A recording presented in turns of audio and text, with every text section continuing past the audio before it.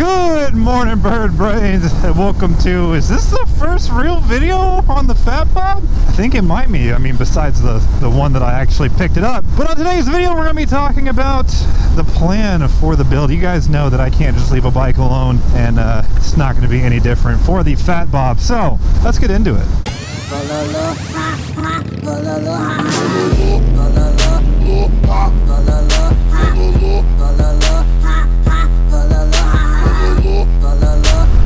Alright guys, so like I said, you know I didn't spend thousands and thousands and thousands of dollars on this overpriced bike just to leave it alone because it's perfectly perfect. No, of course not. This is America, and I'm going to dump even more money into it and make it a true one-of-a-kind machine. Now, first off, I want to thank a lot of you guys for leaving me questions on the reveal video. I do want to say, though, there's quite a few of you guys who are like, oh, I can't find this question being asked, so here's my question. And then that same exact question was like 2 questions below you guys. I know what you're doing, you little lazy shits. But I do have to say that the questions were pretty much exactly what I expected them to be. So that makes me feel good. It makes me feel like I actually know what the hell you guys are thinking most of the time. But like I said in the reveal video, this build is the build that I am personally most excited about. And I guess the main reason for most of this excitement is primarily because of the design. So I guess without any further ado, let's just go ahead and show off my... Now remember guys, I am not a professional graphic designer by any means, but here's my little Photoshop rendering of what I'm deeming the Chubby Shuttle.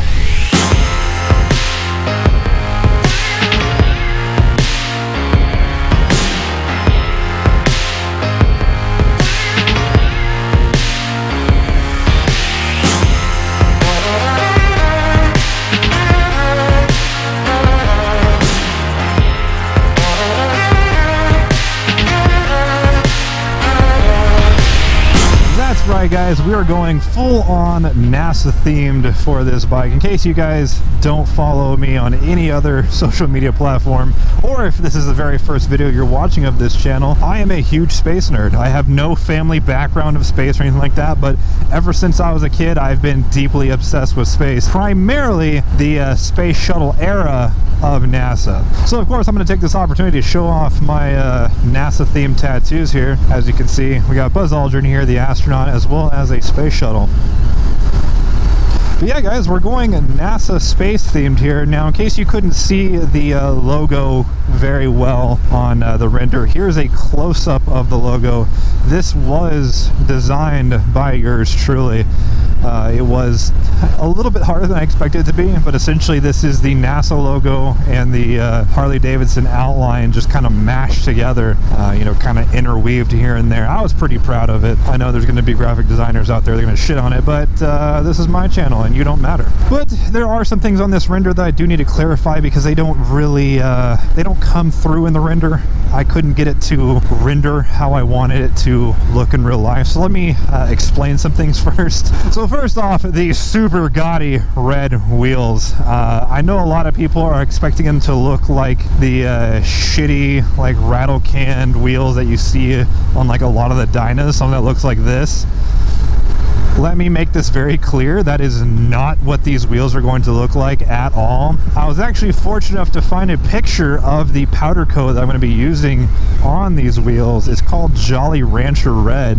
It's like a super deep, dark, it's got a little bit of flake to it, but definitely not like those cheap looking dyno wheels that everyone's used to seeing. It's going to be a dark red, it's going to be a deep red. It's still going to be loud, don't get me wrong. It's still going to be a pow. That's in red, but I don't want people to think that's going to look like cheap and rattle can and like garbage. It's definitely a statement, guys, and I know a lot of you guys are not going to be on board with the wheels, but it's not your bike, it's mine, so I'm going to do what I want. On top of those red wheels, we've got the gold brakes. It's actually going to be a probably gold-plated brakes from probably Lindahl. I haven't confirmed our partnership with them just yet. The reason I chose the gold brakes is because of the foil that you see on a lot of the space capsules.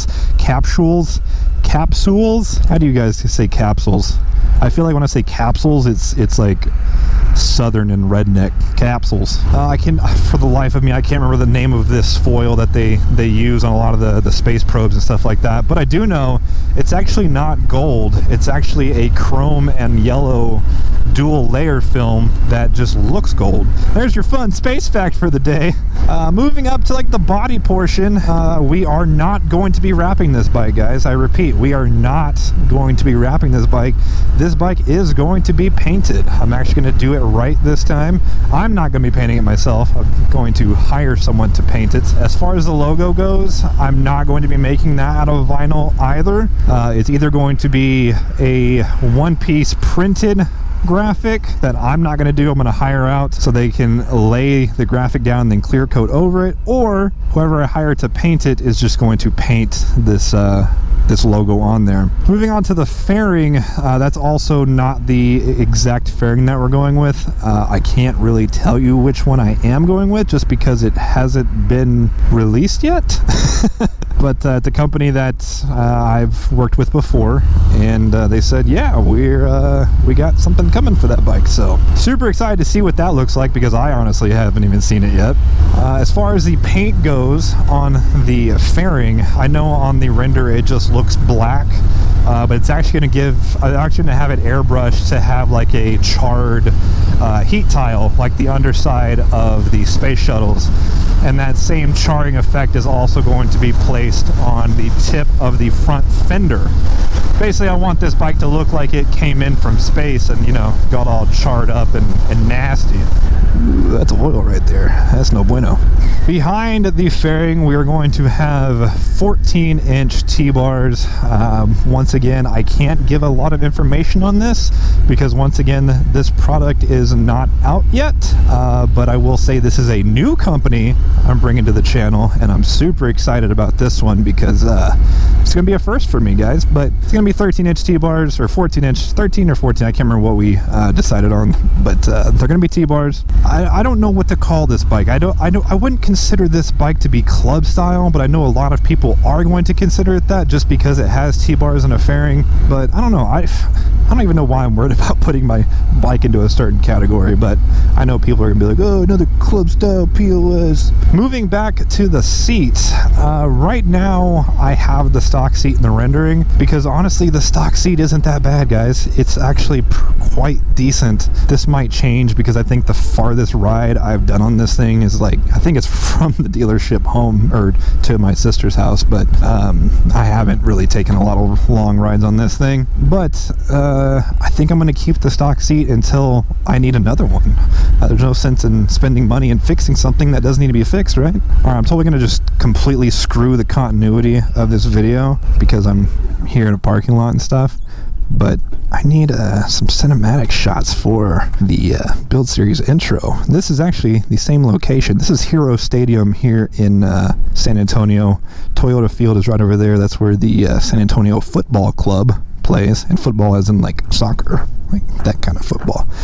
And this is actually a stadium for the local school districts. Yes, that's how big the stadiums are for. That's actually pretty small considering some of the ones that are up in the Dallas area, but high school football is a serious thing here. But anyways, I need to get some shots, so let's cue those cinematic goodies here.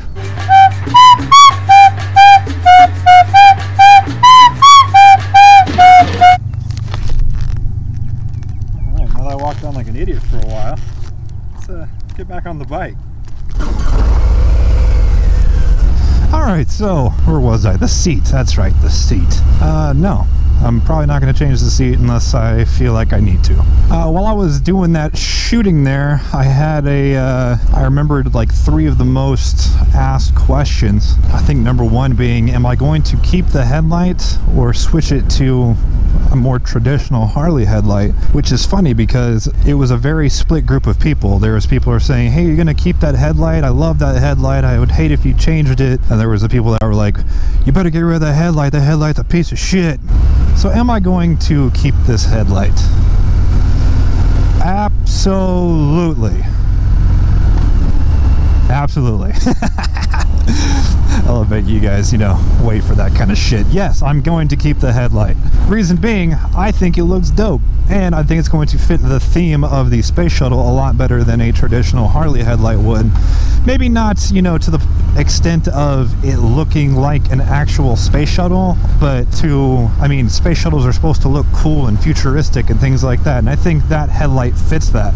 Also, another reason is you got to pick one side of the fence or the other, guys. You can't be the person that says, man, Harley's garbage, they've been doing the same shit for 100 years, they need to do something different. And then when they do something different, be like, that doesn't look like a Harley.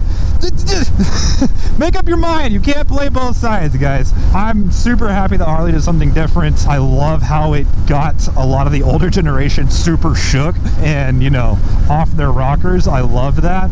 And it's an eye catcher. People will see this bike and not know it's a Harley, and I think that's f***ing awesome. That honestly might be one of my favorite things about this bike, is it's a total head turner. It doesn't look really like anything else on the road. Another one of the questions I got asked quite a bit is if I'm going to do the skinny tire conversion. Basically, you take the front end of a street bob and throw it on here, and the answer to that is no.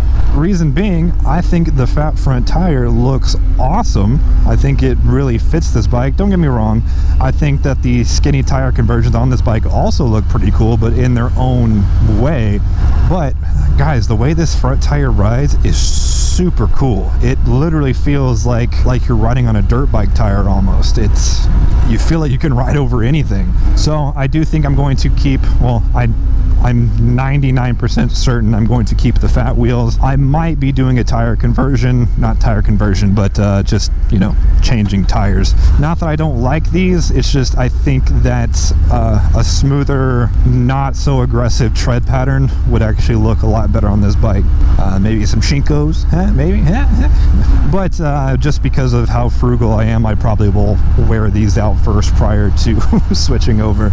But to answer your question, no, I will not be doing a skinny tire conversion. And then another one of the more popular questions is, am I going to keep the forward controls? These really aren't, I can't remember how Harley classifies them. I think they classify them as like far reach mids or further reach mids or close for, I don't know what the f they call them. But the answer to that is I don't know. So here I am flat footing this bike, and my leg is still pretty bent on these controls here. Now you are able to switch them to mid controls. You've got two options that I was able to find. You can swap controls, inner primary and outer primary, with the I think it's the street bob that has them. It'll put it right about here. And then Speed Merchant actually has a bolt-on kit where you don't actually have to change any of your motor components, and it basically just puts a bracket on the outside of the outer primary to put the pegs in similar position. To me, it looks a little bit higher and a little bit farther out than the Harley stocks. The reason I say I don't know is because I just don't have enough time on this bike to tell you if I'm ready to make that kind of commitment. I'm leaning more towards no. Reason being is that I feel, just looking at where the controls are on the other two bikes, I feel like I would be a little bit too cramped. I mean, I'm able to put my feet on, you know, the exhaust and the primary and kind of get an idea of where they would be, and I feel like it's a little too cramped, honestly. Now, of course, it's going to give me a little bit more aggressive riding stance, but I still want this bike to be rideable and comfortable. I don't want to turn it into practically a crotch rocket. So as of right now, probably not, but it's still an option, which actually is a good transition to the timeline portion.